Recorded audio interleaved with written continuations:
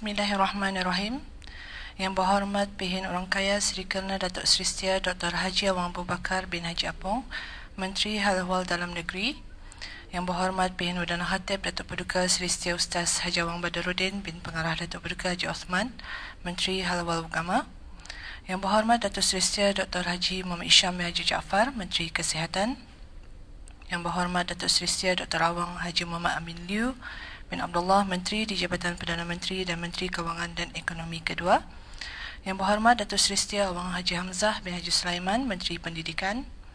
Yang berhormat Major Jeneral Besara Datuk Paduka Seri Awang Haji Aminuddin Ihsan bin Pihin Orang Kaya Saiful Muluk, Datuk Seri Paduka Haji Abidin, Menteri Kebudayaan, Belia dan Sukan. Yang mulia Setiausaha Tetap, Yang mulia Timbalan-Timbalan Setiausaha Tetap, Pengarah-pengarah Pegawai Kanan, hadirin dan hadirat sekalian. Assalamualaikum warahmatullahi wabarakatuh dan salam sejahtera. Alhamdulillah, dengan izin Allah jua kita dapat bersama-sama hadir dalam sidang media bagi situasi terkini jangkitan COVID-19 di negara Brunei Darussalam. Sebelum memulakan sidang media ini, sekecil menjemput Yang Mulia Ustaz Muhammad Abdul Hanis bin Haji Muhammad Saleh untuk mengetahui bacaan surah Al-Fatihah dan doa terhindar dari wabak coronavirus. Astaghfirullahalazim, astaghfirullahalazim, astaghfirullahalazim alladzi la ilaha illa huwal hayyul qayyum wa atubu ilaih. Ila hadrat Nabi Mustafa Rasulillah sallallahu alaihi wasallam wa ila arwahi walidina wa walidikum wa ila arwahil muslimina wal muslimat wal mu'minina wal mu'minat kafatan ammah. Al-Fatihah. أعوذ بالله من الشيطان الرجيم بسم الله الرحمن الرحيم الحمد لله رب العالمين الرحمن الرحيم مالك يوم الدين إياك نعبد وإياك نستعين اهدنا الصراط المستقيم صراط الذين أنعمت عليهم غير المغضوب عليهم ولا الضالين آمين. Bismillahirrahmanirrahim. Alhamdulillahi Rabbil Alamin. Wassalatu wassalamu ala Sayyidina Muhammad wa ala alihi wa sahbihi ajma'in.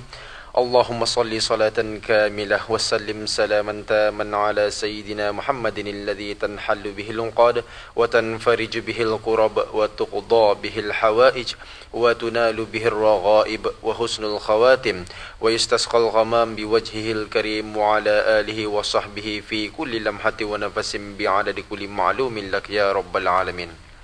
Allahumma anta rabbi la ilaha illa anta khalaqtani wa ana abduka wa ana ala ahdika wa wa'dika mastata'tu a'udzu bika min syarri ma sana'tu abu'u laka bi ni'matika alayya wa abu'u bi dhanbi faghfir li fa innahu la yaghfiru dzunuba illa anta.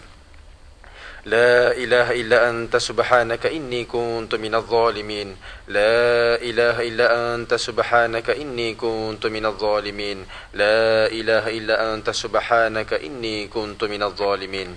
نعوذ بكلمات الله التامات من شر ما خلق. نعوذ بكلمات الله التامات من شر ما خلق. نعوذ بكلمات الله التامات من شر ما خلق. بسم الله الذي لا يضر مع اسمه شيء في الأرض ولا في السماء وهو السميع العليم. بسم الله الذي لا يضر مع اسمه شيء في الأرض ولا في السماء وهو السميع العليم. بسم الله الذي لا يضر مع اسمه شيء في الأرض ولا في السماء وهو السميع العليم. بسم الله والحمد لله محمد رسول الله لا قوة إلا بالله. بسم الله على ديننا وأنفسنا. بسم الله على أهلنا وأموالنا. بسم الله على كل شيء أعطانا ربنا. بسم الله خير الأسماء. بسم الله رب الأرض والسماء. بسم الله الذي لا يضر مع اسمه داء. بسم الله افتتحنا وبالله اختتمنا وعلى الله توكلنا. تحصنا بذي العزة والجبروت واعتصمنا برب الملكوت وتوكلنا على الحي الذي لا يموت. اللهم إنا نعوذ بك من البرص والجنون والجذام ومن سيء الأسقام. اللهم اصرف عنا وعن سلطاننا وبلادنا وجميع المسلمين في كل مكان البلاء والوباء والطعن والطاعون وسائر الأمراض وقنا شر الردى بلطفك يا لطيف يا خبير إنك على كل شيء قدير. اللهم اصرف عنا وعن سلطاننا وبلادنا وجميع المسلمين في كل مكان البلاء والوباء والطعن والطاعون وسائر الأمراض وقنا شر الرداء بلطفك يا لطيف يا خبير إنك على كل شيء قدير اللهم اصرف عنا وعن سلطاننا وبلادنا وجميع المسلمين في كل مكان البلاء والوباء والطعن والطاعون وسائر الأمراض وقنا شر الرداء بلطفك يا لطيف يا خبير إنك على كل شيء قدير وصلى الله على سيدنا محمد وعلى آله وصحبه وسلم والحمد لله رب العالمين. Amin, amin, ya Rabbal Alamin.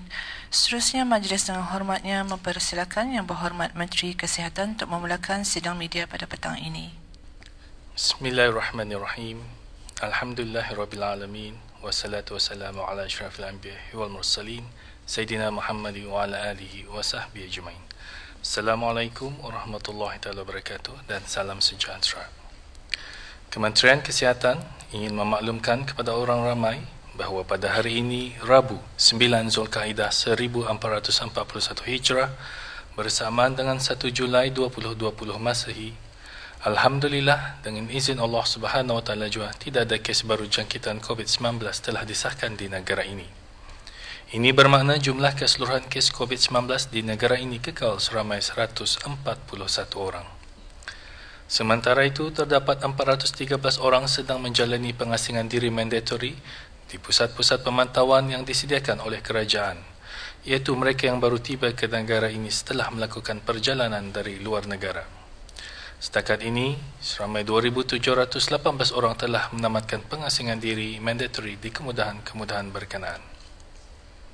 Dalam tempoh 24 jam yang lalu, sebanyak 294 sampel telah diuji bagi virus SARS-CoV-2 yang membawa jumlah keseluruhan ujian makmal dijalankan sejak Januari 2020 kepada 29,841 ujian.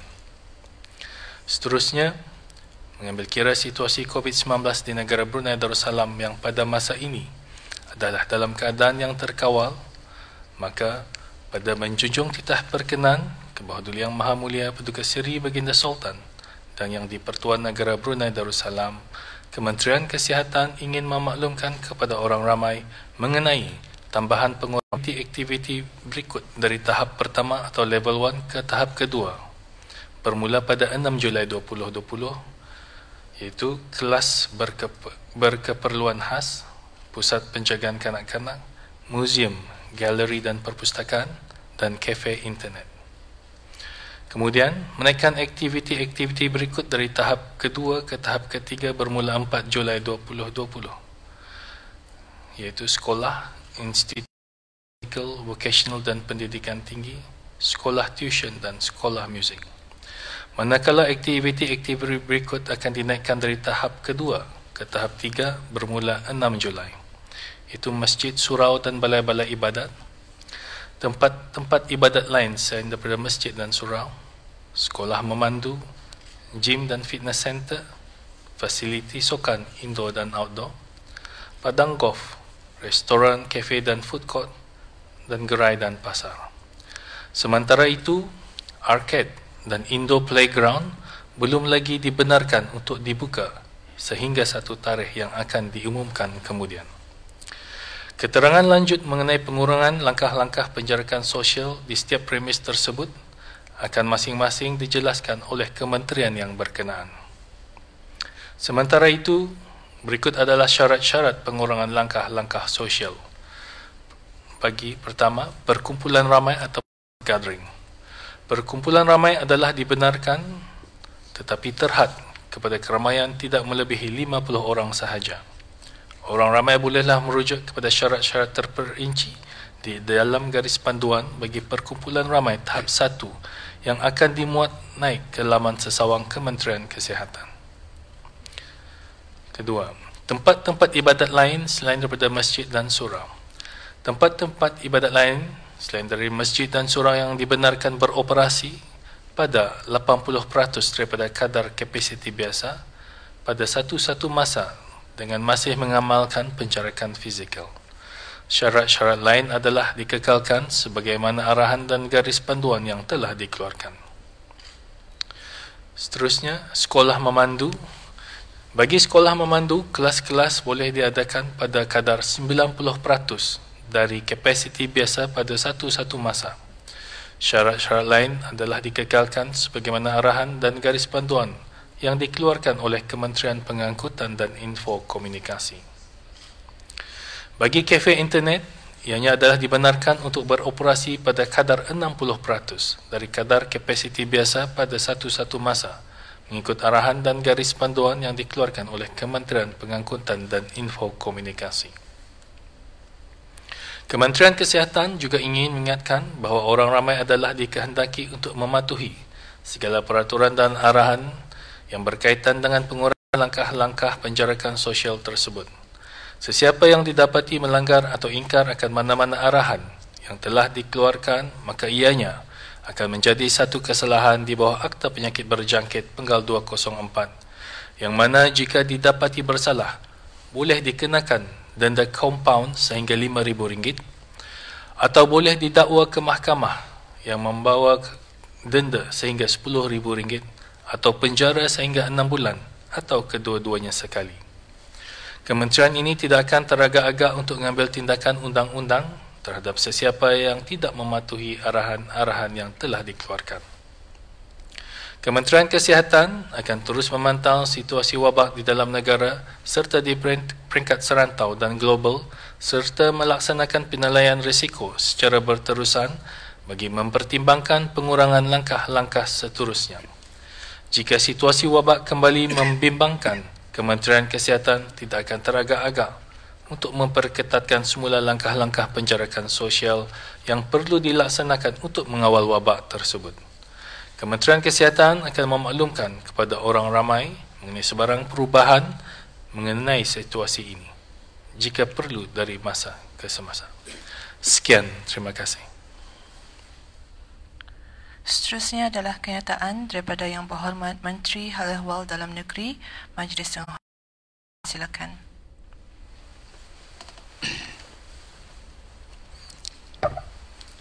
Assalamualaikum warahmatullahi taala wabarakatuh. Bismillahirrahmanirrahim. Saya akan memaklumkan dua perkara, iaitu pertama mengenai dengan perkhidmatan penyajian makanan, gerai-gerai terbuka dan tamu-tamu mingguan, dan kedua mengenai Kementerian Hal Ehwal Dalam Negeri sukacita memaklumkan bahawa berpandukan kepada nasihat Kementerian Kesihatan mengenai dengan langkah-langkah pelaksanaan plan de-escalation, Kementerian Hal Ehwal Dalam Negeri akan melaksanakan plan de-escalation fasa ketiga bermula hari Isnin 6 Julai 2020 bagi pertama, perkhidmatan penyajian makanan di premis-premis makanan, kedua, gerai-gerai terbuka open air stalls di bawah kawalan jabatan-jabatan daerah dan jabatan-jabatan bandaran, dan ketiga, tamu-tamu mingguan di bawah kawalan Jabatan Bandaran Kuala Belait dan Syria dan Jabatan Bandaran Tutong. Di bawah pelaksanaan plan de-escalation fasa ketiga ini, jumlah pelanggan di premis-premis makanan, iaitu restoran, kafe dan food court yang dibenarkan untuk dine-in dalam satu-satu masa adalah dinaikkan kepada 80% dari jumlah kapasiti biasa ruang duduk premis makanan berkenaan. Garis panduan penjarakan sosial dan syarat-syarat bagi perkhidmatan penyajian makanan di premis-premis makanan seperti yang dimaklumkan semasa sidang media pada 14 hari bulan Mei 2020 adalah masih dikekalkan. Manakala bagi gerai-gerai terbuka yang menyediakan perkhidmatan dine-in di bawah kawalan jabatan-jabatan daerah dan jabatan-jabatan bandaran adalah dibenarkan untuk beroperasi pada kadar 100% jumlah kapasiti biasa ruang duduk gerai berkenaan. Garis panduan penjarakan sosial dan syarat-syarat lain bagi gerai-gerai terbuka seperti yang dimaklumkan semasa sidang media pada 14 hari bulan Mei 2020 adalah masih dikekalkan. Merujuk pengumuman sidang media pada 18 Mac 2020 mengenai penutupan bermula 19 Mac 2020 bagi tamu mingguan Kompleks Pasar Nika dan Tamu Tutong yang beroperasi setiap hari Khamis dan Ahad, sukacita dimaklumkan bahawa berpandukan kepada nasihat Kementerian Kesihatan mengenai dengan langkah-langkah pembukaan tamu-tamu berkenaan di dalam bangunan pasar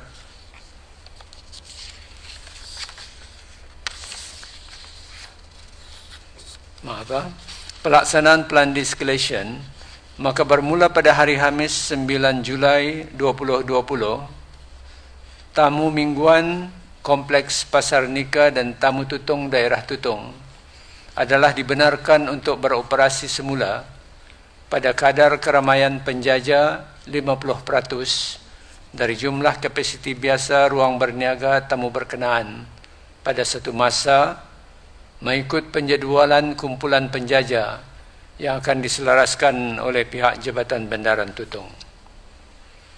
Pembukaan tamu mingguan Kompleks Pasar Nika dan Tamu Tutong akan dilaksanakan mengikut penjadualan berjaja mengikut kumpulan yang diselaraskan oleh pihak Jabatan Bandaran Tutong yang akan bermula pada hari Khamis 9 Julai 2020 bagi peniaga tamu hari Khamis dan Ahad bagi penjaja-penjaja dalam kumpulan A, dan pada minggu berikutnya bagi peniagaan tamu hari Khamis dan Ahad bagi penjaja-penjaja dalam kumpulan B secara bergilir-gilir.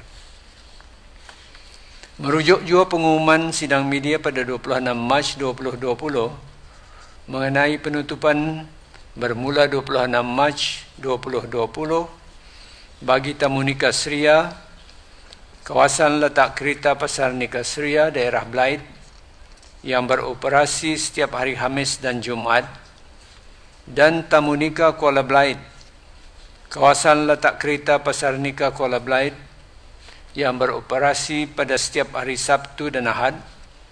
Sukacita dimaklumkan bahawa kedua-dua tamu mingguan ini akan beroperasi semula dengan penempatan penjaja-penjaja kedua-dua tamu berkenaan ke dalam bangunan Pasar Nika Seria, Jalan Lorong 3 Selatan Seria, mengambil kira akan keperluan, pengawalan dan pematuhan kepada garis pandu dan langkah-langkah penjarakan sosial dari Kementerian Kesihatan. Pembukaan tamu-tamu berkenaan di dalam bangunan Pasar Nika Seria, Jalan Lorong 3 Selatan Seria akan diselaraskan mengikut penempatan tempat berjaja yang akan ditetapkan dan penjadualan berjaja mengikut kumpulan yang akan diselaraskan oleh pihak Jabatan Bandaran Kuala Blaid dan Seria yang masing-masing akan bermula pada hari Khamis 9 Julai 2020 bagi perniagaan tamu pada hari Khamis dan Jumaat, iaitu penjaja-penjaja kumpulan A, dan pada hari Sabtu 11 Julai 2020 bagi perniagaan tamu pada hari Sabtu dan Ahad, iaitu bagi penjaja-penjaja kumpulan B. Semua penjaja tamu mingguan hendaklah mematuhi syarat-syarat lain yang telah ditetapkan dalam pembukaan tamu-tamu mingguan ini, manakala pengunjung tamu hendaklah juga mematuhi arahan-arahan dan menunaikan tanggungjawab sosial masing-masing, mengambil kira saranan dan garis pandu Kementerian Kesihatan. Untuk makluman lanjut mengenai pembukaan semula tamu mingguan Kompleks Pasar Nika dan Tamu Tutong, orang ramai bolehlah menghubungi Jabatan Bandaran Tutong semasa waktu bekerja di talian 422 atau 8117115 selepas waktu bekerja. Manakala bagi pembukaan semula tamu Suria dan tamu nikah Kuala Belait dengan penempatan tamu-tamu berkenaan ke dalam bangunan Pasar Nikah Suria, orang ramai bolehlah menghubungi Jabatan Bandaran Kuala Belait dan Suria semasa waktu bekerja di talian 3340-631 atau 88722233 selepas waktu bekerja. Pelaksanaan plan de-escalation ini akan dilaksanakan secara berperingkat-peringkat berdasarkan pemantauan Kementerian Kesihatan akan situasi wabak COVID-19 di negara ini dan juga di peringkat serantau dan global. Orang ramai akan dimaklumkan mengenai pelaksanaan plan de-escalation ini selanjutnya dari semasa ke semasa. Kementerian Hal Ehwal Dalam Negeri juga ingin mengingatkan pemilik-pemilik dan atau pengusaha-pengusaha premis makanan dan gerai-gerai terbuka dan juga penjajah-penjajah tamu-tamu mingguan yang didapati tidak mematuhi syarat-syarat yang ditetapkan adalah boleh dikenakan tindakan undang-undang di bawah Akta Penyakit Berjangkit Penggal 204. Pemilik-pemilik atau pengusaha-pengusaha premis makanan dan gerai-gerai terbuka dan juga penjajah-penjajah tamu-tamu mingguan adalah dipohonkan untuk memberikan kerjasama untuk mematuhi arahan-arahan dan nasihat-nasihat yang ditetapkan oleh pihak kerajaan dari semasa ke semasa. Kedua ialah mengenai dengan pembukaan semula pawagam. Kementerian Hal Ehwal Dalam Negeri sukacita memaklumkan bahawa berpendukan kepada nasihat Kementerian Kesihatan mengenai dengan langkah-langkah pelaksanaan plan de-escalation, maka bermula pada hari Isnin 6 Julai 2020, semua pawagam adalah dibenarkan untuk menjalankan operasi perniagaan. Pembukaan semula pawagam hendaklah mematuhi syarat-syarat. Pemilik atau pengusaha pawagam dikehendaki untuk mendaftarkan kod QR BruHealth yang khusus bagi premis mereka dan seterusnya mencetak kod QR tersebut dan dilekatkan di kawasan pintu masuk premis untuk diimbas oleh pengunjung sebelum masuk dan sejurus sebelum meninggalkan premis. Menghadkan jumlah pengunjung yang dibenarkan untuk masuk dalam satu masa kepada 30% dari jumlah kapasiti biasa ruang duduk pawagam berkenaan. Pemeriksaan suhu badan hendaklah dilakukan sebelum memasuki pawagam. Pemilik atau pengusaha pawagam silah memastikan pekerja-pekerja mereka sentiasa memakai penutup hidung dan mulut, face mask, dan pekerja pawagam yang tidak sihat adalah dinasihatkan tidak hadir bekerja.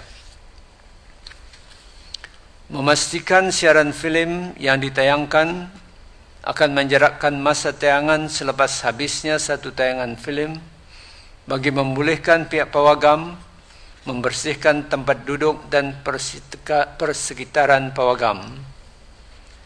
Memastikan penjarakan fizikal dan sosial termasuk pelaksanaan arahan-arahan yang dibuat oleh pihak kerajaan, iaitu memastikan penjarakan fizikal pengunjung pawagam sekurang-kurangnya 2 tempat duduk.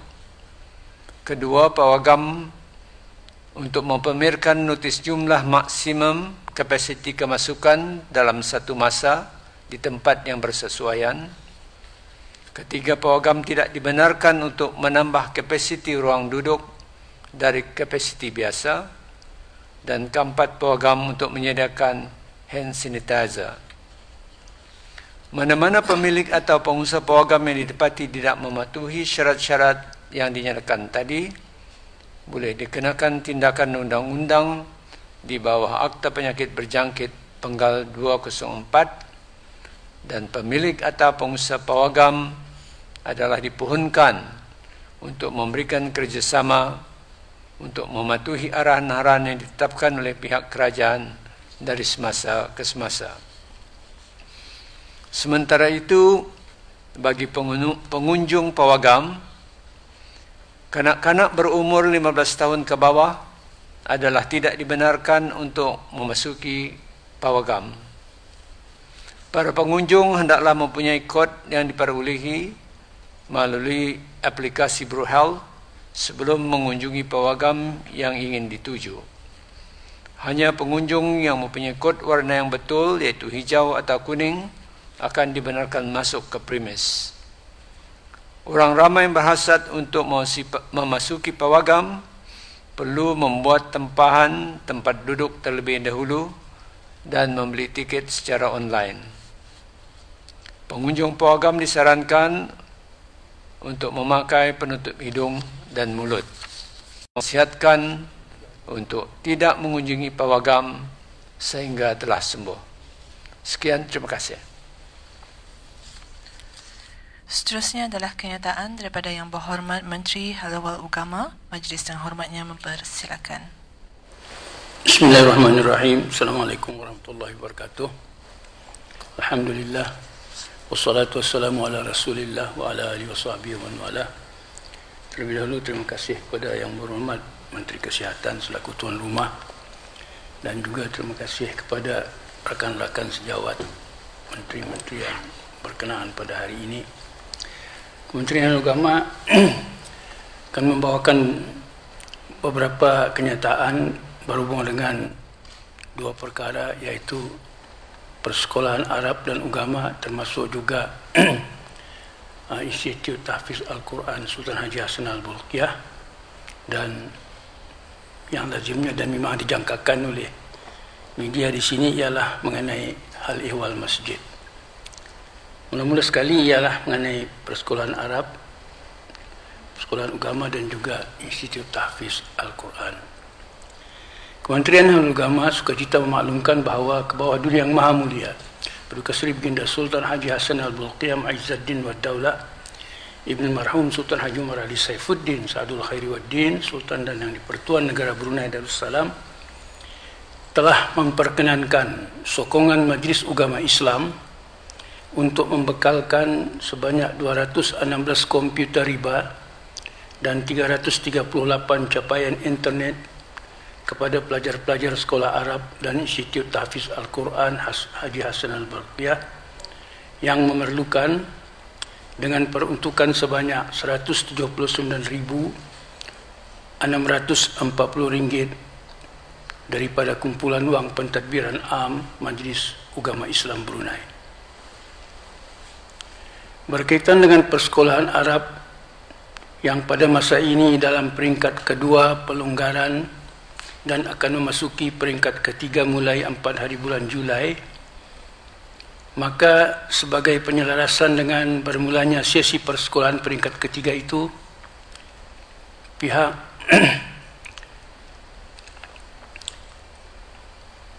Kementerian Halil Agama melalui Jabatan Pengajian Islam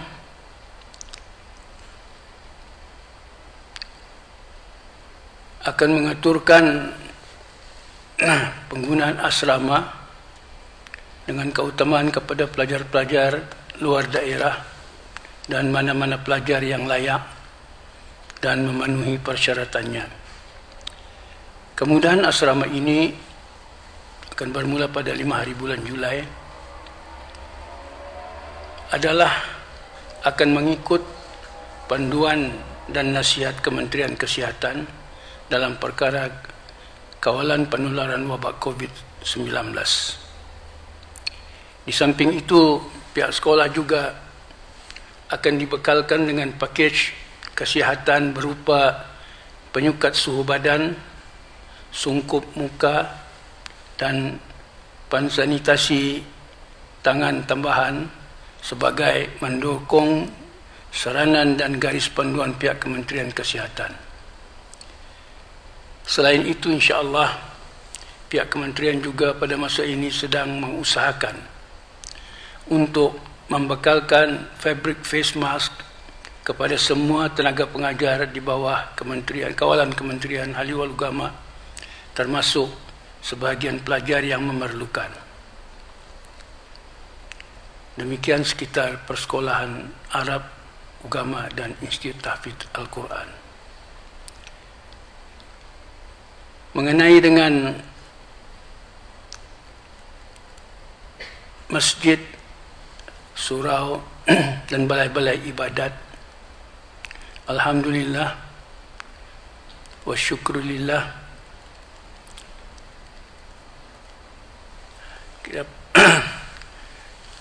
yang kita ketahui bahawa masjid, surau dan balai-balai ibadat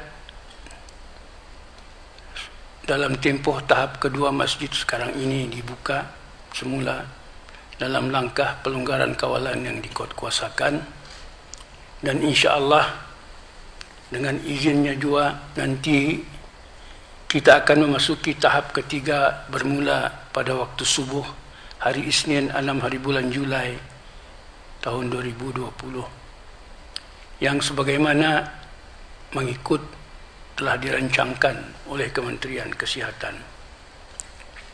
Pada tahap ketiga itu nanti jawatan kuasa takmir masjid, surau dan balai-balai ibadat seluruh negara adalah dibolehkan untuk melaksanakan aktiviti-aktiviti takmir berkumpulan, iaitu seperti membaca surah Yasin, tahlil dan ratib al-atas, begitu juga acara tazkirah atau kuliah, tadarus Al-Quran dan pengajian kelas agama.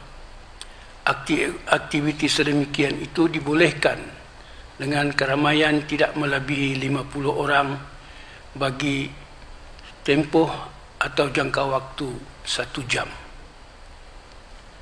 Adapun kelas pengajian Al-Quran dan muqaddam belumlah dapat diadakan pada tahap ketiga ini. InsyaAllah ianya akan termasuk dalam tahap keempat nanti. Sukacita disebutkan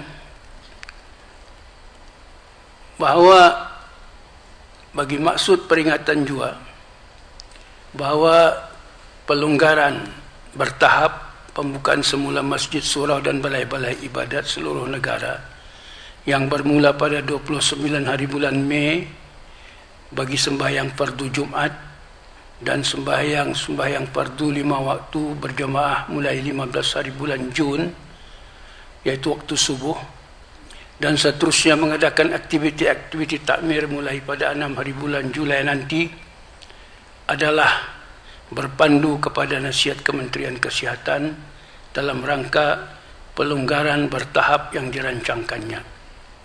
Oleh itu, semua langkah kawalan bagi mencegah jangkitan wabak COVID-19 adalah akan terus dikuatkuasakan seperti biasa, kecuali pemakaian sungkup muka dimastikan bagi sembahyang fardu Jumat dan bagi sembahyang fardu 5 waktu adalah digalakkan. Dalam hubungan ini kita bersyukur kehadrat Allah Subhanahu wa taala atas rahmat izinnya jua sejauh ini masjid, surau dan balai-balai ibadat yang ditutup sementara bermula 17 hari bulan Mac telah dibuka semula secara bertahap. Kesyukuran kita kepada Allah adalah menepati peringatan yang diberikannya dalam Al-Quran, antara lain dengan firman-Nya ayat 7 surah Ibrahim, a'udzubillahi minasyaitonirrajim, wa ta'azzana rabbukum la in syakartum la azidannakum wa la in kafartum inna azabi lasyadid, yang mafhumnya, dan ingatlah ketika Tuhan kamu memberitahu dengan sejelas-jelasnya, demi sesungguhnya jika kamu bersyukur terhadap nikmatku, tentu aku akan menambah nikmatku itu kepada kamu, dan demi sesungguhnya jika kamu kufur, yakni terhadap nikmatku itu, maka sesungguhnya azabku sangat keras. Dalam makna mensyukuri nikmat Allah Subhanahu wa taala itu ialah menerima dan menghargakan nikmat yang dikurniakan oleh Allah, memelihara dan mempergunakannya dengan sebaik-baiknya, tidak mensia-siakannya. Firman-Nya la azidannakum dalam ayat tadi, yang bermaksud nescaya akan aku tambahi lagi, adalah mengandungi makna bahawa Allah akan menolong menjayakan usaha yang dirancang dan dilaksanakan untuk mendatangkan nilai tambah daripada apa jua nikmat-Nya yang dikurniakannya itu. Oleh itu, dalam hubungan suasana dan keadaan yang pada masa ini kita hadapi, terimalah kelonggaran bertahap seterusnya dengan baik. Pergunakanlah kesempatan dengan sewajarnya, bukan saja dalam perkara masjid, bahkan juga de-escalation dalam perkara-perkara lain. Tidak mencuaikan nikmat-nikmat yang telah diberikan oleh Allah melalui kelonggaran-kelonggaran yang diberikannya itu, yaitu dengan itu kita berharap akan diberkati lagi oleh Allah. Dalam konteks masjid akan sampai ke tahap 4 dan seterusnya ke tahap normal bagi semua masjid, surau dan balai-balai ibadat seluruh negara berfungsi semula sepenuhnya sebagai rumah Allah, tempat beribadat dan mengerjakan amal soleh demi kesejahteraan hidup kita di dunia dan di akhirat. Sukacita juga dikongsikan bahawa sejauh ini kehadiran jemaah bagi sembahyang fardu Jumat sangatlah baik. Menurut data kehadiran jemaah yang dikumpulkan oleh pihak berkenaan Kementerian Kesihatan, didapati majoriti masjid atau surau mencatatkan lebih 70% hingga 100% kehadiran pada kelima-lima Jumat bermula pada 29 hari bulan Mei yang lalu hingga pada 26 hari bulan Jun baru-baru ini. Data kehadiran jemaah dalam 5 Jumaat itu menunjukkan peningkatan daripada seramai lebih 30,000 pada 2 Jumaat pertama kepada lebih 40,000 pada 3 Jumaat yang terakhir. Bilangan jemaah yang layak hadir ke masjid dalam 2 tahap pelonggaran itu menurut perkiraan usia, yaitu perkiraan usia di sini bilangannya adalah dalam lingkungan usia 15 hingga 65 tahun ke atas. Bilangan yang berusia 60 tahun ke atas itu tidak sampai 2,000 orang. Sementara jemaah dalam lingkungan usia 15 hingga 55 tahun pula adalah lebih 2/3 daripada jumlah jemaah yang hadir. Misalnya, perkiraan kehadiran jemaah pada hari Jumat 26 hari bulan Jun yang lalu baru-baru ini mencatatkan ada seramai 43.967 orang dari semua peringkat umur, yaitu 15 hingga 65 tahun ke atas. Dari jumlah tersebut, ada seramai 30.295 orang dalam lingkungan usia 15 hingga 55 tahun. Selebihnya, seramai 13.672 orang adalah mereka yang dalam lingkungan umur 56 dan 65 ke atas.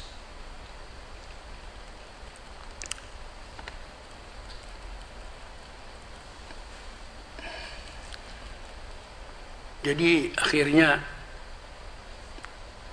sama-samalah kita terus mengamalkan sikap bertawakal setelah berusaha dan terus bersabar dengan patuh mengikut semua nasihat dan saranan dalam membendung penularan wabak COVID-19 di negara ini. Seterusnya, sama-samalah juga kita merafakkan doa kehadrat Allah SWT. Semoga negara kita akan terpelihara dan terlepas daripada ancaman wabak COVID-19 ini, dan semoga kita semua akan dapat kembali pulih dalam urusan kehidupan seharian khasnya melaksanakan ibadat seperti sedia kala di masjid, surau dan balai-balai ibadat dengan mendapat rahmat dan keberkatan daripada Allah Subhanahu wa taala. Amin, amin, amin ya rabbal alamin. Sekian. Terima kasih. Seterusnya adalah kenyataan daripada Yang Berhormat Menteri di Jabatan Perdana Menteri dan Menteri Kewangan dan Ekonomi Kedua. Majlis yang hormatnya mempersilakan. Bismillahirrahmanirrahim. Assalamualaikum warahmatullahi wabarakatuh dan salam sejahtera. Kementerian Kewangan dan Ekonomi sukacita memaklumkan bahawa setakat pukul 4 petang ini jumlah kutipan COVID-19 Relief Fund adalah berjumlah RM14,948,945.55. Sehubungan dengan itu, Kementerian Kewangan dan Ekonomi ingin memaklumkan bahawa COVID-19 Relief Fund ini akan terus dibukakan ke satu tarikh yang akan dimaklumkan kemudian. Di kesempatan ini, Kementerian Kewangan dan Ekonomi bagi pihak Kerajaan Kebawah-Duli Yang Maha Mulia Paduka Seri Baginda Sultan dan Yang di-Pertuan Negara Brunei Darussalam dengan tulus ikhlas mengucapkan berbanyak-banyak terima kasih di atas sumbangan orang ramai. Sekian, terima kasih. Seterusnya adalah kenyataan daripada Yang Berhormat Menteri Pendidikan. Majlis yang hormatnya mempersilakan. Bismillahirrahmanirrahim. Assalamualaikum warahmatullahi wabarakatuh dan salam sejahtera. Pada sidang media petang ini, Kementerian Pendidikan ingin mengungsikan situasi pengembalian operasi pengajaran dan pembelajaran di institusi pendidikan di negara Brunei Darussalam bagi peringkat ketiga. Alhamdulillah, dengan izin Allah Subhanahu Wa Taala juga serta dengan nasihat dan kerjasama Kementerian Kesihatan dalam mengikuti perkembangan semasa wabak COVID-19 di negara Brunei Darussalam, sesi persekolahan peringkat ketiga ini akan melibatkan pelajar-pelajar peringkat sekolah menengah tahun 7, 9 serta pelajar tahun 10 dalam aliran general dan tahun 12 di pusat-pusat tingkatan 6 di bawah kawalan Kementerian Pendidikan, semua sekolah swasta serta kelima buah sekolah Arab di bawah kawalan Kementerian Ahli-Ehwal Agama. Pengembalian operasi pengajaran dan pembelajaran peringkat ketiga ini akan dimulakan pada hari Sabtu 12 Zulkaidah 1441 bersamaan dengan 4 Julai 2020. Bagi sekolah-sekolah antarabangsa yang adalah tertakluk kepada tarikh yang telah ditetapkan oleh institusi masing-masing. Alhamdulillah, dengan mengambil kira perkembangan jangkitan COVID-19 di negara ini serta nasihat daripada Kementerian Kesihatan, pelaksanaan pengajaran dan pembelajaran sesi persekolahan peringkat ketiga adalah dikekalkan kaedahnya menggunakan gabungan kaedah secara face-to-face dan secara online mengikut kesesuaian serta kapasiti sekolah masing-masing. Pihak sekolah adalah dinasihatkan untuk merujuk kepada modaliti yang telah dikongsikan oleh pihak Kementerian Pendidikan bagi pelaksanaan kaedah-kaedah ini. Bagi peringkat ketiga ini, seramai 90,486 pelajar dijangka akan kembali bersekolah. Ini adalah peningkatan sebanyak 51.2% dari jumlah pelajar yang mengikuti pembelajaran di sekolah pada peringkat kedua. Pada peringkat ketiga ini, pihak Kementerian Pendidikan masih lagi menekankan dua aspek penting, iaitu mengamalkan penjarakan sosial dan kebersihan diri serta premis sekolah. Sukacita juga ingin saya menekankan bahawa aspek kebersihan ini bukanlah suatu hal yang boleh dipandang ringan diambil leka. Pihak sekolah adalah dihendaki untuk menggunakan garis panduan serta langkah-langkah menjaga keselamatan, kebersihan dan pencegahan yang telah disediakan. Ini adalah penting dalam memastikan kesejahteraan pelajar-pelajar dan warga sekolah adalah terjamin.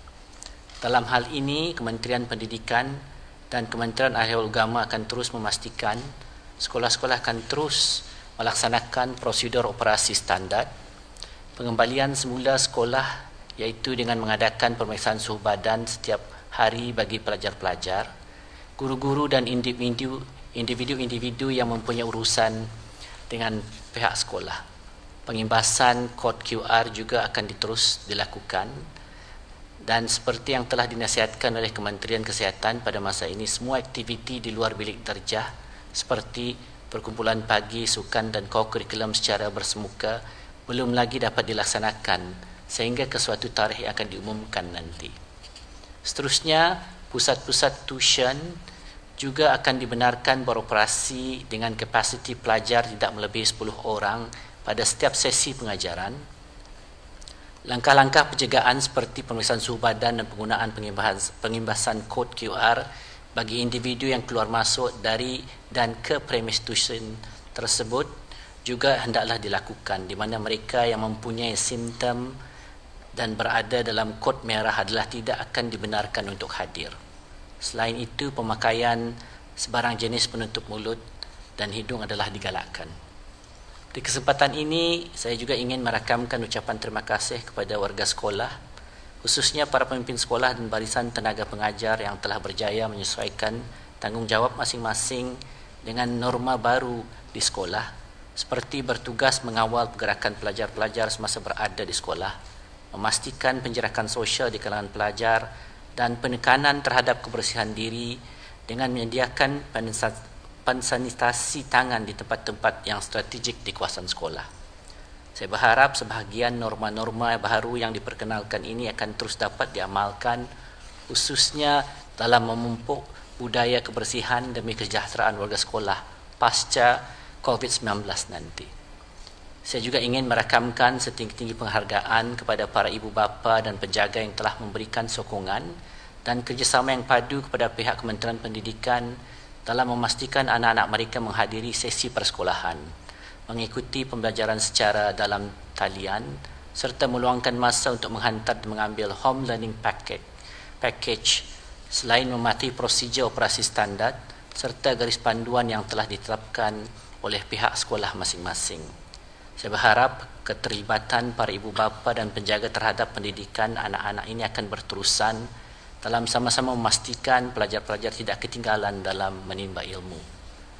Saya berharap juga pengembalian operasi pengajaran dan pembelajaran di institusi pendidikan di negara Brunei Darussalam bagi peringkat ketiga ini nanti akan berjalan dengan lancar dan selamat. Kementerian Pendidikan dan Kementerian Hal Ehwal Agama akan terus bekerjasama dengan Kementerian Kesihatan bagi mendapatkan perkembangan terkini dan nasihat yang bersesuaian dengan keadaan semasa. InsyaAllah, pihak Kementerian Pendidikan akan mengumumkan sebarang perkembangan dari masa ke semasa. Sekian, wabillahi taufiq wal hidayah. Assalamualaikum warahmatullahi wabarakatuh.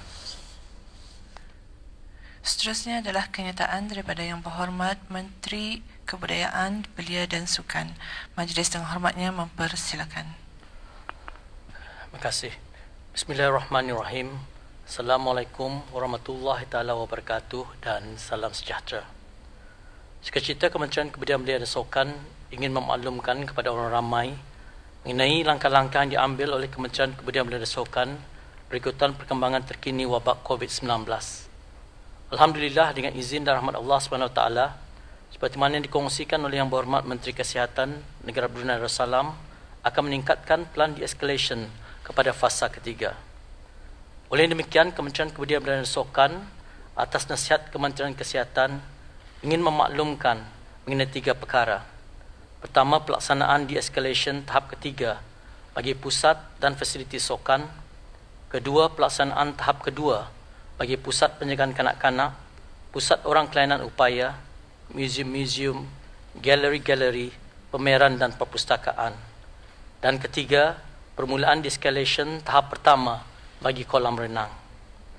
Perkara pertama, kita merujuk kepada kenyataan media Kementerian Kebudayaan, Belia dan Sukan bertarikh 13 Jun 2020 mengenai pelaksanaan plan de-escalation tahap kedua bagi gym dan fitness center, fasilitis sukan tertutup, fasilitis sukan luar dan padang golf. Alhamdulillah, bermula pada hari Isnin 14 Zulkaidah 1441 bersamaan 6 Julai 2020, de-escalation tahap ketiga. Syarat-syarat dan garis panduan bagi penggunaan keempat-empat fasilitis berkenaan akan dikemaskinikan seperti berikut. Pertama, Ianya akan beroperasi dengan 90% kapasiti dalam satu masa, tertakluk pada ruang pusat dan fasiliti. Kedua, ianya dibukakan kepada ahli berdaftar dan juga ahli yang tidak berdaftar. Ketiga, penggunaan akan ditingkatkan kepada maksima 2 jam seorang setiap hari. Keempat, kebenaran bagi penggunaan locker room dan tempat mandi. Kelima, sokan-sokan double atau pairs adalah dibenarkan, di mana garis panduan sebelum ini hanya membenarkan sokan single mesh sahaja. Keenam, contact sports dan non-contact artistic sports adalah dibenarkan bagi sesi latihan sahaja, walau bagaimanapun latihan sparring adalah tidak dibenarkan. Ketujuh, sokan berpasukan akan dimulakan dengan menghadkan kepada 5 orang dalam satu pasukan khusus bagi program latihan sahaja.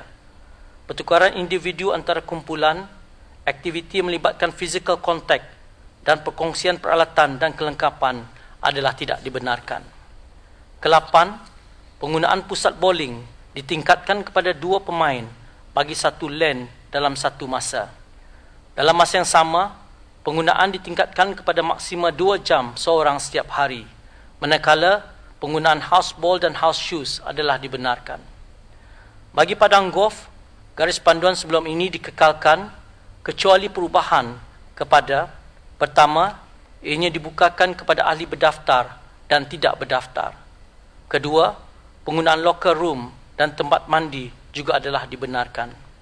Sebagai makluman, setiap flight dihadkan kepada 4 pemain sahaja dan kenderaan bagi dikekalkan hanya boleh menampung seorang pengguna pada setiap masa.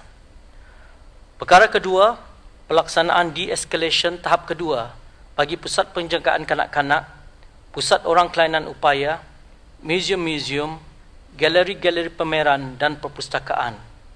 Bermula pada hari Isnin 6 Julai 2020, di bawah de-escalation tahap kedua, fasiliti-fasiliti dan pusat-pusat tersebut akan beroperasi berpandukan kepada syarat dan garis pandu seperti berikut. Bagi pusat penjagaan kanak-kanak, ianya akan ditingkatkan daripada 30% kapasiti kepada 60% kapasiti dalam satu masa, tertakluk kepada kapasiti ruang pusat. Pusat ini hanya dibukakan kepada kanak-kanak yang berumur 1 tahun ke atas dan aktiviti adalah terhad kepada aktiviti individu sahaja. Walau bagaimanapun, kebenaran bagi pusat berkenaan untuk beroperasi di tahap de-escalation fasa kedua adalah tertakluk pada kelulusan hasil pemeriksaan pihak Kementerian Kebudayaan Belia dan Sukan. Bagi pusat orang kelainan upaya, ianya akan ditingkatkan daripada 30% kapasiti kepada 60% kapasiti dalam satu masa, tertakluk kepada kapasiti ruang pusat. Fasilitis tersebut hanya dibukakan kepada orang kelainan upaya yang berisiko rendah dan sederhana, iaitu: pertama, bagi orang kelainan upaya berisiko rendah, mereka tidak mempunyai sebarang penyakit kronik, berupaya menjaga dan menguruskan diri sendiri dan boleh berkomunikasi. Kedua, bagi orang kelainan upaya berisiko sederhana, mereka tidak mempunyai sebarang penyakit kronik, namun memerlukan bantuan dalam menguruskan diri dan mempunyai masalah berkomunikasi. Manakala aktiviti pusat adalah dihadkan kepada aktiviti dalaman, di mana aktiviti luar dan aktiviti berkumpulan adalah tidak dibenarkan. Bagi museum-museum, galeri-galeri pameran dan perpustakaan, ianya akan ditingkatkan daripada 30% kapasiti kepada 60% kapasiti dalam satu masa. Dan jika berkumpulan, ianya tidak melebihi 50 orang dalam satu masa, tertakluk pada kapasiti ruang. Fasiliti-fasiliti tersebut hanya dibukakan kepada orang ramai yang tidak mempunyai sebarang penyakit atau simptom seperti demam dan selesma serta tidak berisiko tinggi. Fasilitis-fasilitis akan dibukakan 5 hari dalam 1 minggu bagi tempoh 5 jam sehari. Bagi museum-museum, galeri-galeri pameran dan perpustakaan di bawah kawalan Kementerian Kebudayaan Belia dan Sukan, ianya akan dibukakan pada hari Selasa, Rabu, Khamis, Sabtu dan Ahad. Dan hari-hari operasi bagi galeri-galeri pameran lain adalah tertakluk kepada pemilik masing-masing. Perkara ketiga, pelaksanaan de-escalation tahap pertama bagi kolam renang. Bermula pada hari Isnin 6 Julai 2020, kolam renang akan dibenarkan untuk beroperasi dengan 30% kapasiti dalam satu masa, tertakluk kepada kapasiti ruang dan hanya kepada pengguna yang berumur 15 tahun ke atas. Ianya akan dibukakan 3 hari dalam 1 minggu bagi tempoh 1 jam sehari bagi setiap individu. Bagi kolam-kolam renang di bawah kawalan Kementerian Kebudayaan Belia dan Sukan, ianya akan dibukakan pada hari Selasa, Jumaat dan Ahad. Manakala hari-hari operasi bagi kolam-kolam renang lain adalah tertakluk kepada pemilik masing-masing. Sukacita diingatkan kepada pemilik kolam renang untuk memastikan tahap klorin adalah mengikut piawaian kesihatan yang ditetapkan. Untuk makluman lanjut, bolehlah merujuk kepada garis pandu yang terperinci yang telah disediakan oleh Kementerian Kebudayaan Belia dan Sukan dengan kerjasama Kementerian Kesihatan. Dalam kesempatan ini, pihak Kementerian Kebudayaan Belia dan Sukan ingin mengucapkan berbanyak-banyak terima kasih kepada semua pengguna, pengunjung dan pemilik pusat dan fasiliti sukan, pusat penjagaan kanak-kanak, pusat orang kelainan upaya, muzium-muzium, galeri-galeri pameran dan perpustakaan di atas kerjasama yang diberikan dalam pelaksanaan de-escalation dari mula hingga sekarang. Untuk makluman orang ramai, bahawa pihak Kementerian Kebudayaan Belia dan Sukan dengan kerjasama Kementerian Kesihatan akan terus melaksanakan pemeriksaan ke atas pusat dan fasiliti bagi memastikan garis panduan yang dikeluarkan dilaksanakan dengan baik. Seterusnya dikongsikan hasil lawatan dan pemeriksaan seperti berikut. Pertama, lawatan pemeriksaan ke atas pusat dan fasiliti sukan. Sebanyak 62 lawatan pemeriksaan dilaksanakan pada bulan Jun 2020 dan mendapati sebanyak 5% ataupun 3 buah permis tidak memenuhi garis pandu yang dikuatkuasakan. Jumlah keseluruhan pengguna pusat dan fasiliti sukan sejak beroperasi pada 16 bulan Mei adalah berjumlah 78,878 pengguna, yang mana seramai 57,256 menggunakan fasilitis gym, fitness center, fasilitis sukan tertutup dan fasilitis sukan luar private, manakala 7,080 adalah fasilitis di bawah Kementerian Kebudayaan Belia dan Sukan yang menjumlahkan seramai 64,336. Bagi padang golf, penggunanya adalah seramai 13,597 dan bagi bowling alley seramai 945 orang pengguna. Kedua, bagi pusat penjagaan kanak-kanak, semenjak beroperasi pada 8 Jun 2020, sebanyak 43 pusat yang berlesen telah beroperasi. Yang berlesen sehingga hari ini 40 pusat penjagaan kanak-kanak telah pun mula beroperasi, manakala 3 pusat masih tutup kerana belum bersedia untuk beroperasi. Dan seramai 306 orang kanak-kanak telah memulakan penjagaan di pusat penjagaan kanak-kanak secara keseluruhannya. Ketiga, bagi 7 pusat orang kelainan upaya yang beroperasi, kehadiran penuntut dan pelatih orang kelainan upaya secara menyeluruh adalah seramai 339 orang. Keempat, bagi pusat kegiatan warga emas yang beroperasi di 44 daerah mencatatkan kehadiran ahli seramai hampir 100 orang semenjak ianya dibukakan. Sebelum menutup, sukacita diingatkan kepada para pengguna, pengunjung serta pengurus pusat dan fasiliti untuk sentiasa berwaspada dalam sama-sama membantu untuk mengamalkan tanggungjawab sosial, memastikan penjarakan fizikal serta memastikan kebersihan diri dan persekitaran pada setiap masa demi memastikan keselamatan setiap pihak, insya-Allah. Sekian disampaikan dan didoakan semoga Allah Subhanahu Wa Taala akan sentiasa memberikan kita kerahmatan, kekuatan serta nikmat kesihatan yang berpanjangan. Amin ya Rabbil Alamin. Terima kasih Yang Berhormat Pehin dan Yang Berhormat Datuk. Dan ini sesi sidang media membukakan soalan-soalan daripada pihak media. Sila perkenalkan diri dan agensi anda sebelum ajukan soalan. Terima kasih.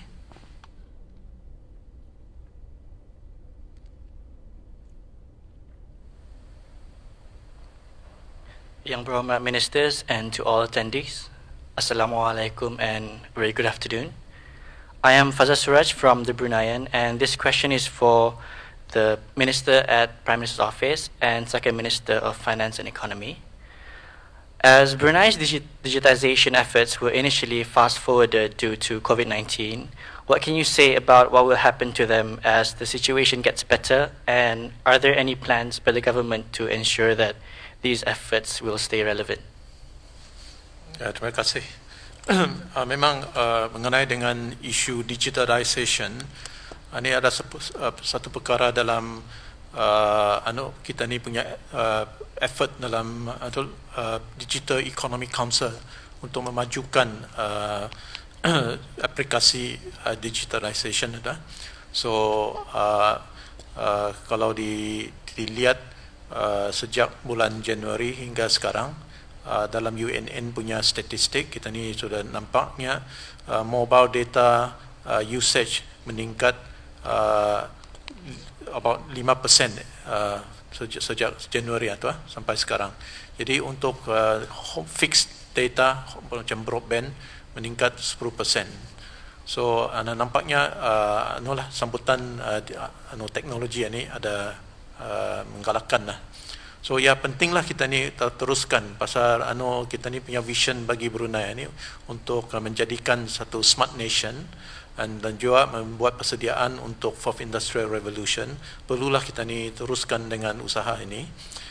Yang penting seperti mana yang saya pernah terangkan sebelum ini, dalam Fourth Industrial Revolution itu yang ia punya main fokus itu kepada internet. So Internet of Things dan sebagainya. Jadi dalam internet ini memang disokong oleh kita ni punya network dah.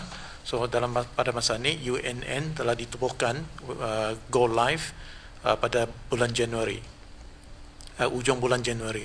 Setakat itu we have seen seperti application untuk fiber to the home, FTTH itu meningkat sampai sekarang ini 14,000 permohonan. Jadi 13,000 sudah selesai dipasang. Jadi ada lagi 1,000. Jadi memang ini jumlah ini sentiasa meningkatlah tu. So especially dengan e-learning for student ini masih diteruskan. Jadi memang ini masa ini UNN bekerjasama dengan lebih kurang about 70 lebih tim untuk menginstallation. Jadi baru-baru ini ditubuhkan lagi satu syarikat spin-off from Telbru, menambah lagi 10 tim untuk lajukanlah memasang fiber to the home ini. Jadi dalam sehari itu kita ni boleh pasang lebih kurang about 90 to 100 installation. InsyaAllah we will continue to memasang installation ini secepat mungkin. Dengan networknya kita ni masa ni sudah, kita ni base station about 800 base station. So 260 base station sudah kita ni meningkatkan, sudah naik tarafnya lah ke 4G plus. So bukan saja 4G, ini 4G plus. So insyaAllah masa yang bulan-bulan yang akan datang ini we will all increase ia punya capacity to 4G plus. And at the same time kita ni ada trial juga for 5G at the moment. So this is still on trial. So mudah-mudahan once this is successful, we can roll out 5G over time. And also di kawasan macam di Tutong dan Kuala Black ada certain area belum lagi terdapat fiber to the home. So itulah also another effort that kita ni akan roll out juga di kawasan-kawasan itu. Jadi dengan sendirinya the installation makin menambah gitu. So I think this will also facilitate the connectivity bagi orang ramai. Yang second one is we are introducing new technology lagi to improve kita ni punya system, kita ni punya network. It will over time hopefully bring the cost down. Jadi satu cara untuk menggalakkan lagi orang ramai menggunakan this teknologi dan sebagainya. So pentinglah kita ni try to be efficient, menurunkan harga internet atau data and so on. So itulah these are the few effort. So under Digital Economic Council we also have some smart nation punya application. So I think these are some of the things that we will roll out over time. InsyaAllah, I think this is a very important, atau bukannya saja terkena COVID kita ni gunakan this technology. Selepas COVID kita ni masih juga ada vision kita ni menjadikan smart nation, buat persediaan untuk fourth industrial revolution. Itulah yang we need to continue to upgrade, to enhance kita ni punya sistem, merendahkan harga, the rates for orang, untuk orang ramai, and continue to invest in new technology. Itulah. Thank you. Terima kasih.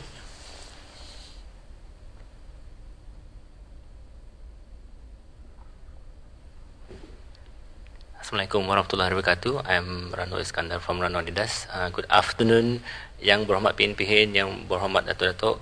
I have a few questions. This is firstly is to Yang Berhormat Minister of Education. A couple of questions. Will the second term holidays in September be running as scheduled? And also, will the teaching syllabus for PSR be the same or will be reduced or lessened? And also, will the exams of PSR, O levels and A levels, will go as per normal, including the qualifying exams? Thank you. Terima kasih atas soalannya. Yang pertama ialah mengenai dengan second term punya holiday, school termnya. Seperti masa ni dah masih lagi seperti biasa. Dah ada rancangan untuk mengubah apa? Mengenai dengan peperiksaan juga, masa ini masih diteliti dan dilihat dengan ia dia diadakan atau tidak, and then mengikut dengan kurikulum yang pada masa ini memang ada modified kurikulum sudah, dan dilihat sekarang adakah ianya akan di-assess mengikut kurikulum itulah. Dan perkara-perkara ini akan dikongsikan setelah ianya payu diteliti apa itu ini, mengenai dengan segala peperiksaan-peperiksaan yang ditanyakan tadi itu. Did I miss anything from your question?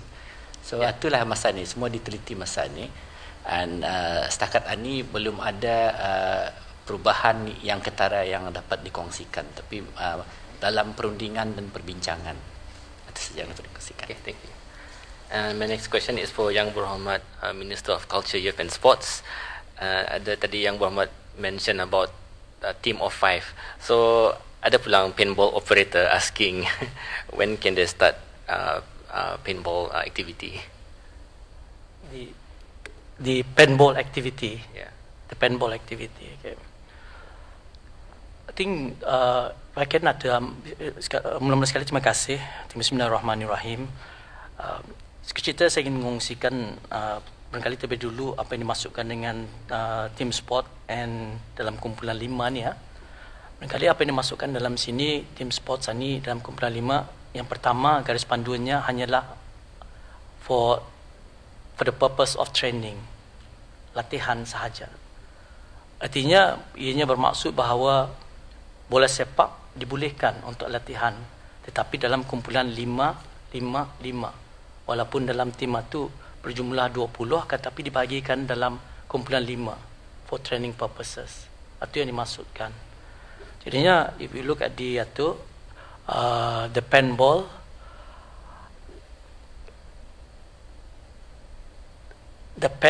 outdoor activities, this and outdoor activities. Perhaps we can look into it lah. As long as it does not have any impact of what do you call this, contact. Satu, there shouldn't be any contact. Of course, there's no contact. Secondly, they should always use their own personal equipment. Okay, so it is not equipment wisata. Or if they're not using a personal equipment, because now bowling pun kita ini membolehkan sudah, so it must be sanitized before it is being used. I think we can look into this lah for the paintball to start, but at a small group of people playing. It is not for there's no contact between the sport itself. I think at a small numbers lah. Okay. Artinya kalau waktu 5 dalam satu kumpulan, barangkali bolehlah di-consider lah for paintball. InsyaAllah. Okay, thank you. I hope that I answer your question. Yes, Artinya dibolehkanlah dengan garis panduan. InsyaAllah kami akan masukkan dalam garis panduan tersebut nanti. Alright, thank you, Yang Berhormat. My next question is maybe for Yang Berhormat Minister of Health. This is regarding what's happening right now because we're having trouble signing in using the BruHealth app, and also people are also sharing on social media as well. Maybe Yang Berhormat can share. Okay, terima kasih. So there's problem with BruHealth since 4 p.m. So we're still looking into it. Inshallah, we'll look into the matter why it has happened. Since I sat down here, belum ada orang beritahu pulang. So just be patient with us. So okay sudah. Okay sudah now. Okay sudah. So it's a small glitch today from 4 something p.m. Okay. Thank you. And the last two questions is for Yang Berhormat Datuk Minister of the Prime Minister's Office and the Second Minister of Finance and Economy. This is regarding Royal Brunei. This is a question from Royal Brunei staff. They said that the RB staff is required to take mandatory paid leave from 1st April to 31st May 2020, according to the statement that was released before. And today, the staff is now required to pay back the leave in terms of pay deduction, installment of 18 months as one of the lease option. Maybe Yang Berhormat Datuk can highlight on this. Okay. I think we started this around March lah. We expect the staff to take 2 months off from 1st of April to end of May. I think this is an effort to try to help each other because RBA has about 1,700 employees. So when we are only doing 5% of the flights, for example, so we can't have everybody turn up in the office. There's not enough space for everybody. And at that time, we want to observe social distancing and physical distancing and so on. So I think we come up with this scheme rather than people turning up in the office has nothing to do really. So we encourage them. Maybe this is a time that they can take their leaves. And then when COVID-19 situation improves, when we are doing more flights and so on, then everybody can come back and do work lah. So of course, when we ask the staff to take leaves, some has accumulated leaves over the years. So after 31st of May, they are okay. They don't have utang lah. So some of the staff, they don't have enough leaves. So when they at the end of May, ia kira macam masih utang lah, so they don't have enough leaves to cover the whole 2 months at all. So the company has come up with a few scheme for them to clear the leaves for these people who owe the company leaves. And so we look at for those employee below $1,500 salary, we give them 5 days free. And for those people who have done volunteer job, for example, in some of the charitable organization, so every 2 days they volunteer to work there, we give them 1 day free. And so for people who feel that they are, next year's leave, they can bring forward 25% of what they're entitled to clear whatever the leaves they owe the company. And also the nature of the work of some of our RBE employees, they have in leaves, they have overtimes and so on, right? So those can also be used to clear the leaves. So as much as possible, if for those who are still having leaves that they owe to the company, can use all these options to clear the leave. But of course then some of them may have more than a lot of outstanding leaves they owe to the company. So we really want this whole thing to be clear off within the next 18 months, and then we can all start afresh, and the company will start, hopefully go back to normal, and we start flying like what we used to. But then some of the people, maybe they only, after all this deduction, maybe they have 2 days left to clear, so they can pay off. We can allow them to pay off over 18 months by installment. But some of them may have more still. I encourage them to go and see their management directly and talk to them and see how best to settle this. So that's my advice to them. meet up with their supervisors and the management to think about how to clear. If after all this deduction they still have 20 days to clear, then maybe they have to sit down and see how they can come to a sort of a way to clear this leave. The idea is not to try to make it difficult on them. I think this is a situation that we are trying to help each other. I think if we should count ourselves lucky, because we haven't sacked any local employees, except for if there are discipline issues and so on. Those are different. But for the local people, we haven't sacked anyone. You see, so you have read many articles in the news. People are sacking people by tens of thousands of people. So in Royal Brunei, as I said before, we are doing 5% of what we used to business, and we haven't sacked any locals.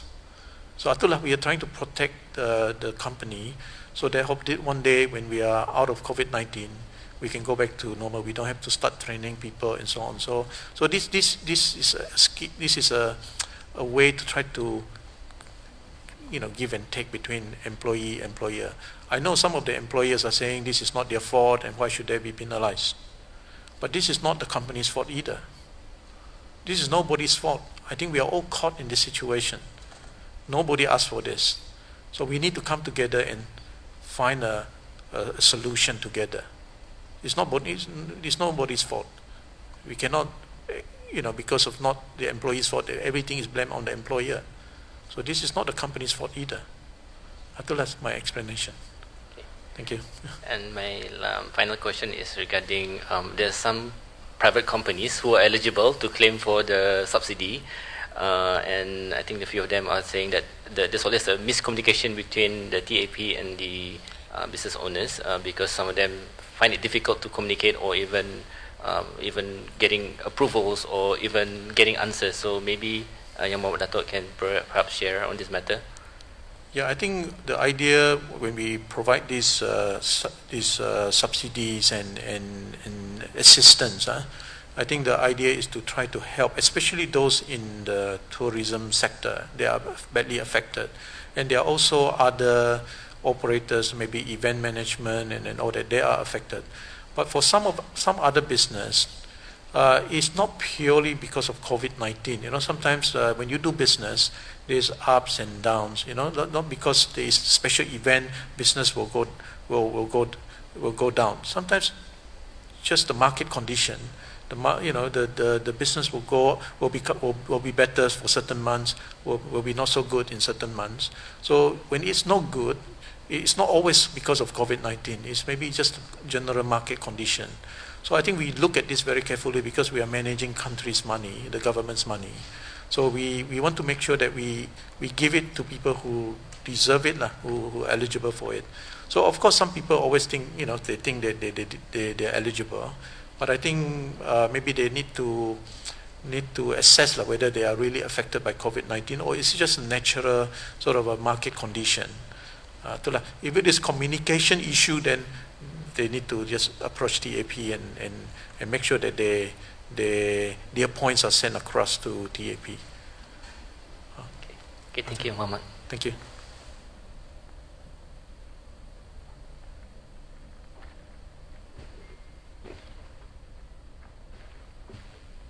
Assalamualaikum and good evening. Ayn from The Scoop. I have one question for Yang Mohamad Dato', Minister at the Prime Minister's Office and Second Minister of Finance and Economy. Dato', regarding the Brew Health app, since the app tracks the movements of individual users and creates a snapshot of patterns of behavior, which is sensitive information which can be exploited if fallen into the wrong hands, can Dato' comment on what specific measures are being taken to protect users' privacy? For example, is data made anonymous when people scan in and scan out of premises and only retrieved if medically necessary? And is data also deleted on a rolling basis once it no longer becomes relevant for contact tracing? I think first of all, I think we need to understand what is the so-called confidential information. If it is about people going into this restaurant, what time they went in, what time they went out, so how sensitive one can view that data, for example. I know certain certain people, they felt that this is the infringement of their privacy. Some people say, in the effort of trying to combat this COVID-19, this is something I should do as part of my responsibility to the society. So which depend on which way you want to see this. If you feel that you want to protect this privately, you don't, then you don't share this. Then when there is a spread in the community, it makes it very difficult for us to track down. And as a result of that, the whole society might be affected. So the question is therefore, how do you treat this issue?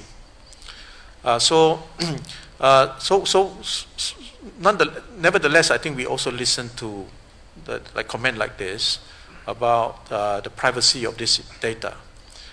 In fact, we are exploring different technology now. Instead of using, for example, the GPS to try to track everybody's movement, we can maybe use Bluetooth technology so that we only use it when we need it. So it's not always we know where they go, but when we find that there's an outbreak or someone tested positive in this premise, so only then we try to know who is in there, and so that we can trace them and inform them. So the data is at the moment kept in our server. There's no really other use for it, to be honest with you. How useful are they for us to know what time certain individual go into this restaurant or out of that restaurant, other than to track them for the purpose of fighting COVID-19. But of course, over a certain period of time, this data will become useless, and indeed we will be deleting them. So the general policy will be like 1 year, we can delete. We will obviously assess to see whether we can if these data are not really necessary to keep it all the way to 1 year, maybe we will delete them earlier. But again, these are really not in my view, not really sensitive information, like what time did you go to the mosque, or did you go to the mosque, and so on. So these are not data that we can use it for any other reason. I have a second question, if you're able to comment, Dato. In terms of reopening the borders to essential travel, would you be able to shed light on the discussions with Singapore, China, Malaysia, on whether the Brunei government has made decision on the proposal of green lanes? Yep. I think some of our neighboring countries are now exploring into how to open up their borders. So as to, I think these are the ideas to try to open up their borders. It doesn't mean that they are all ready to open their borders. And even if they want to open their border, they also need to know what kind of conditions that we must impose on the travelers before we can open the borders. And they also need to know not just their own situation, but they also need to know the other country's situation. So all these are not to be taken lightly. And so it's not a matter of when some of the neighboring countries say they are ready to open, means they are ready to open, and we are all ready to start tomorrow traveling to each other's country. So now this will require a lot of discussion and so on. So atulah yang this is not so straightforward. So the government has yet to make a decision on their proposals. We when people make proposals, we need to understand where they come from, how do they suggest. It's something that we can maybe learn in the process. As to whether we are ready or not, I think we want to make sure that the conditions we are happy with the conditions. And of course, this is something that some of the relevant ministries will need to all sit down together and make a decision. Thank you, Dato. Okay.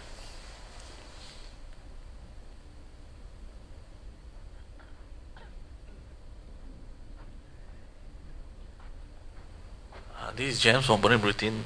Good afternoon, Yang Berhormat Pihin, Yang Berhormat Dato, Cabinet Minister in attendance. My question is for the Minister of Education. Some of the students who are in hostel, they are asking whether they can return to hostel when the school restart? Terima kasih atas soalan Datuk. Buat masa ni dapat dikongsikan Kementerian Pendidikan belum membenarkan pelajar untuk menggunakan asrama-asrama, tapi diberikan fasiliti pengangkutan dari rumah ke sekolahnya tu. So itu yang dapat dikongsikan pada masa ini. My second question is that as the Minister mentioned before that learning online in classroom will go hand in hand. How have or will online learning change the landscape of education in Brunei Darussalam? Seperti yang tadi penyorang alami masa ni, memang sebelum COVID-19 pun landscape pendidikan berubah sudah, bekas mengenai dengan perubahan teknologi, terutama setelah ada revolusi industri keempat tadi. Jadinya memang dalam strategic plan Kementerian Pendidikan maklumi perkara ini, dan COVID telah pun menjadi pemangkin ianya dilaksanakan selebih cepatlah selain daripada plan strategik Kementerian Pendidikan. Ianya akan terus diadakan pembelajaran dalam talian ini, dan banyak teknologi yang akan diperlukan. Dalam masa ini pun memang sudah ada yang digunakan oleh pendidik-pendidik di Brunei di sekolah-sekolah apa itu ini. Ianya akan memberikan implikasi kepada berapa banyak hari di sekolah sama berapa hari di rumah, macam mana pendidikan secara dalaman akan dikendalikan, macam mana assessment juga akan dilakukan melalui itu, dan macam mana memberikan nilai-nilai lagi dalam etika pembelajaran dalam talian apa itu ini. Tapi dalam keadaan sebenarnya ini juga sekolah-sekolah mempunyai fungsi-fungsi yang lain juga, seperti fungsi pembangunan kebangsaan ataupun nation building. So itu ialah satu juga memberikan kita ni peringatan bahawa face to face punya education akan tetap ada juga tu, tapi yang akan dipikirkan berapa hari dalam seminggu yang diperlukan, sebab fungsi pembangunan kebangsaan ini andang satu fungsi yang dilakukan yang akan terjadi dalam institusi sosial, iaitu sekolah. So itu we must not forget that. Selain daripada sekolah memberikan pendidikan dan guru-guru memberikan pengajaran, so itu memang dipikirkan, dan ianya juga akan menukar macam mana kita ni dapat memberikan pendidikan secara personalized mengikut potensi pelajar-pelajar, dan memberikan pendekatan-pendekatan yang lebih terperinci terhadap keperluan-keperluan berbagai-bagai ataupun pelbagai-pelbagai pelajar yang tadi adakan masa ini. Jadinya banyak implikasi-implikasinya, dan ianya juga memberikan satu cabaran bagaimana kita ni bukan saja mendidik kanak-kanak, juga macam mana tadi melatih guru-guru agar ia dapat melakukan fungsi mengajar face to face dan juga mengajar secara dalam talian, dan macam mana juga kita ni akan dapat menggalakkan kreativiti dalam penggunaan berbagai-bagai kaedah ni, pendidikan dalam talian, pendidikan bersemuka apa itu ini, dan juga macam mana kita ni kan mengendalikan evaluasi untuk memastikan pendidikan berlaku dan kanak-kanak kita ni menimba ilmu, mendapat kompetensi. Dan satu lagi aspek yang harus kita ni ingatkan, nilai bangsa. Itu penting sebagai satu institusi sosialisasi pada satu masyarakat sekolah tu.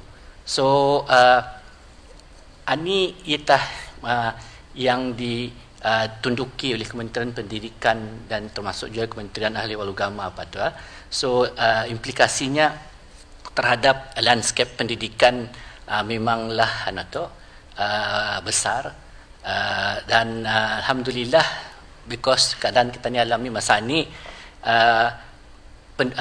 pendidik, para ibu bapa dan juga pelajar-pelajar dapat menerima keadaan dan mengadaptasi, dan ianya telah pun memberikan teknologi ini memberikan kita ni peluang untuk mendapatkan pendidikan sepanjang hayat juga. Jadinya macam-macam perkara atau implikasi kepada lanskap pendidikan pasca COVID-19 ini. Tapi perkara ini bukan disebabkan oleh pasca COVID-19, ianya berlaku atas ledakan teknologi terutama dalam era revolusi industri keempat ini. So perkara ini memang diteliti dan ianya ditangani melalui plan strategik Kementerian Pendidikan pada masa ini, itu 2018 hingga 2022, dan ia akan berlarutan agar anak-anak bangsa kita ni akan dapat mendapat pendidikan yang akan memberikan mereka potensi yang sebenarnya dan juga peluang untuk bersaing di dalam dunia global. Itu yang dapat dikongsikan. Yeah, thank you, Yang Berhormat. Next question is for Yang Berhormat Pihin, Menteri Hak Ehwal Agama. Selamat petang Yang Berhormat Pihin. Kaulah ingin bertanya, adakah Majlis Korban boleh diadakan pada hujung bulan Julai ini? Majlis Korban boleh diadakan. Disebutkan tadi hujung bulan Julai, masih ada 4 minggu lagi 4 minggu masih banyak boleh dipikirkan lagi tu. Tapi kementerian cukup menyadari kerana korban di masjid-masjid melibatkan orang kampung, jemaah masjid, memerlukan persiapan-persiapan awal. Pertama, menempah binatang korban, dan yang kedua, menawarkan kepada jemaah-jemaah siapa-siapa yang akan berkorban. Jadi setakat ini saya bolehlah mengatakan supaya jemaah-jemaah masjid menghubungi Jabatan Hal Ehwal Masjid untuk minta nasihat mengenai perkara ini. Setakat yang diketahui pada masa itu sudah masuk ke tahap yang lebih lanjut lagi tu. Dari segi penggunaan masjid sudah terlingkup dalam masjid, dan Kementerian Kesihatan pun diketahui tidak ada halangan yang sedemikian itu.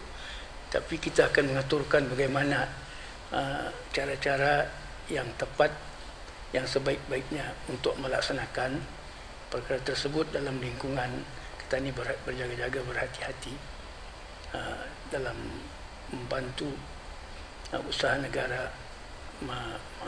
mengekang penularan jangkitan wabak COVID-19 sekarang ini. InsyaAllah perkara itu memang disedari tapi saya mengatakan masih ada 4 minggu ataupun sebulan lah. Jadi ia termasuk juga mengenai sembahyang hari raya tu, sembahyang hari raya Idul Adha tu termasuk tu. Jadi akan ada nyatakan secara perbutirannya. Tapi buat korban ini sila jemaah-jemaah masjid untuk berhubung dengan Jabatan Hal Ehwal Masjid untuk meminta nasihat. Terima kasih, Yang Berhormat.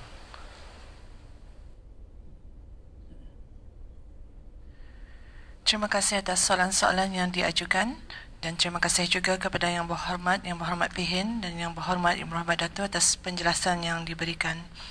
Sebelum menutup sidang media pada petang ini, kita sekali lagi jemput Yang Berhormat Menteri Kesihatan untuk menyampaikan kenyataan tambahan. Majlis dengan hormatnya mempersilakan. Bismillahirrahmanirrahim. Assalamualaikum warahmatullahi wabarakatuh dan salam sejahtera.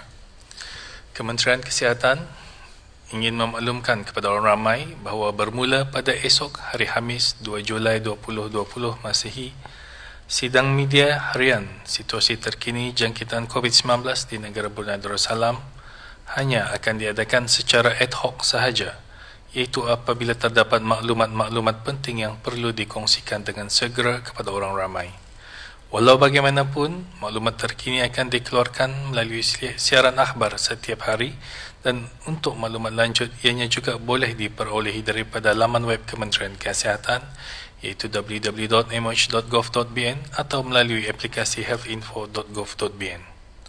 Oleh yang demikian, bagi mewakili Kementerian Kesihatan dan kementerian-kementerian berkepentingan yang lain, saya ingin merakamkan ucapan setinggi-tinggi penghargaan dan ribuan terima kasih kepada pihak media dan orang ramai di atas kerjasama padu dan komitmen yang telah diberikan dalam membantu pihak kerajaan mengawal penularan wabak COVID-19 di negara Brunei Darussalam, khususnya dalam memastikan orang ramai mendapatkan maklumat yang betul, sahih dan terkini.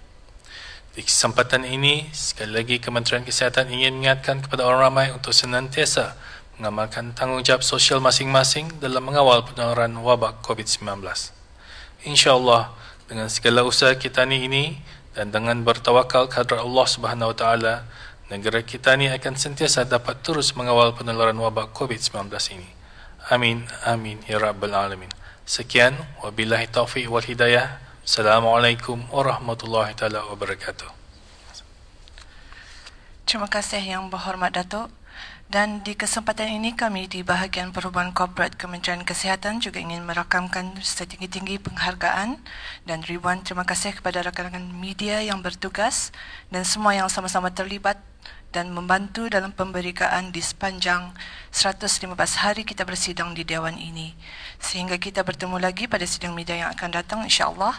Sekian wabillahi taufiq wal hidayah. Wassalamualaikum warahmatullahi wabarakatuh.